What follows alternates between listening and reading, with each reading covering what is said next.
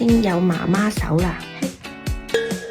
咦，而家係冇窮大肚婆坐月 No.1 必需品。早晨，依家朝早都好早起身啊，好想同大家分享下我自己坐月有啲咩係必須準備嘅，就純粹我自己個人嘅分享啦吓。冇錯，我已經有媽媽手啦。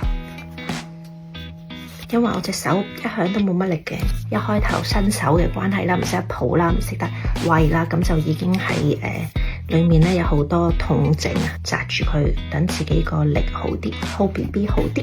嚟到廁所啦，有啲咩必須咧？洗面盤側邊有個大嘅熱水壺，係裝熱開水啊，攞嚟刷牙嘅。另外有一個細壺仔裝薑水，咁我係攞嚟洗手嘅。重點就喺呢度啦，咁佢係一個熱水煲嚟嘅。而家係冇窮，裏邊咧我就放一個嘅艾草薑包落去，煲熱之後咧就攤翻凍佢去到可以沖涼嘅溫度。呢個花灑咧就係攞嚟喺呢一度泵啲水攞嚟沖涼洗頭嘅，呢一啲都係缺一不可噶。呢一個咧就係束腰帶，必須要有多過一條，因為咧要替換先至衛生嘅。